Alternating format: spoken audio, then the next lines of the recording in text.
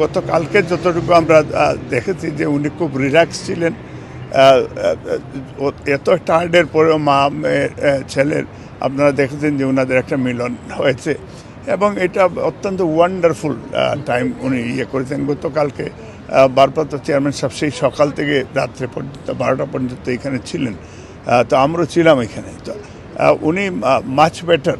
তো এখন ডাক্তাররা মূলত পরীক্ষা নিরীক্ষা করে ট্রিটমেন্ট যেটা করবেন এটা আপনাদেরকে ডাক্তার জায়েদকে দিয়ে আজকে সন্ধ্যার দিকে যদি থাকেন অথবা কালকে একটা টাইম করে টোটাল আপডেটটা মেডিকেলের আমরা দিতে পারবো। বা এখন পর্যন্ত এটাই বলতে পারি আমরা যে উনি মাচ বেটার দেন বিফোর।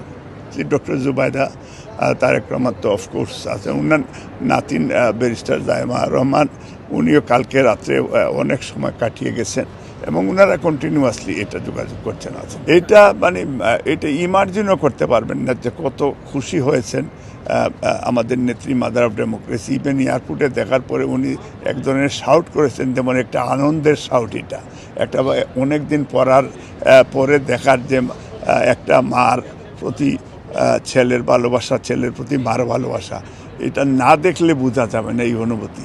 ইট ওয়াজ এক্সেলেন্ট। এবং আপনারা আমি দোয়া চাইছি দেশে বিদেশে সব ব্রিটিশ বাংলাদেশিদের কাছে বা বাংলা ভাষাভাষী মানুষের কাছে আমাদের নেত্রী যেন উনি সুস্থ হয়ে যান তাড়াতাড়ি। এবং বাংলাদেশের মানুষের যে প্রত্যাশা, সেই দিন কোটি মানুষ ওনাকে বিদায় দিতে ঢাকাতে আমরা দেখেছি এবং আমরা আশা করছি উনি যখন ফিরে যাবেন, আমাদের ভারপ্রাপ্ত চেয়ারম্যান সাহেবও যাবেন, বাংলাদেশের মানুষের ওনাদের জন্য ওয়েট করছে। দে আর ওয়েটিং প্রাইম মিনিস্টার। এবং ইনশাআল্লাহ ডক্টর ইউনূসের প্রতি, আমাদের ইন্টেরিয়র গভর্নমেন্টের প্রতি প্রবাসী হিসাবে এবং বিএনপি পরিবারের আমরা একজন মেম্বার হিসাবে আমরা বলতে চাই যে যত তাড়াতাড়ি সম্ভব আগামী অক্টোবর নভেম্বরের ভিতরে ফ্রি ফেয়ার ইলেকশন দিলে দেশের মানুষের কাছে তার গণতান্ত্রিক সেই ভোটের অধিকার থেকে তারা বঞ্চিত না হয় এবং যত তাড়াতাড়ি সম্ভব, কারণ প্রায় 3000 কোমলমতি ছাত্রছাত্রীরা তারা জীবন দিয়েছে, তারা দেখতে চায় তাদের আত্মা।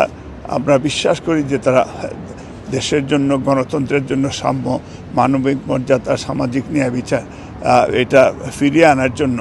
এবং বিএনপি যে ভোটাধিকারের আন্দোলন করেছিল গত 15-16 বছর, দেশনায়ক তারেক রহমান এই যুগের কার্ল মার্কস, এবং সেই আন্দোলনও সফল হয়েছে।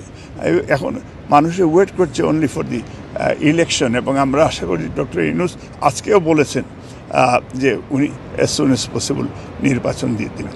আমাদের দলের একটা ইনস্ট্রাকশন আছে, আমরা যুক্তরাজ্য বিএনপি ওনার ইনস্ট্রাকশন আমরা উনি যেটা ওনার মাকে নিয়ে উনি চিকিৎসার জন্য উনি ব্যস্ত রয়েছেন এবং যুক্তরাজ্য বিএনপি আমরা একটা ইনস্ট্রাকশন দিয়েছি। আমরা সেই দিন বসেছিলাম যে আমাদের নেতাকর্মী যাতে এয়ারপোর্টেও না যায়, বিকজ যেহেতু এয়ারপোর্টে আপনারা জানেন যে ব্রিটিশ সেইখানে আইন কানুনের অনেক বিষয় রয়েছে, আর যাতে তারা কষ্ট করে না আসে। কারণ আমরা জানি যে ম্যাডামকে তারা দেখতে পারবে না, যেহেতু উনি অ্যাম্বুলেন্সে বা গাড়িতে করে চলে যাবেন, স্টপ হবে না। এই কারণে আমরা বলেছিলাম।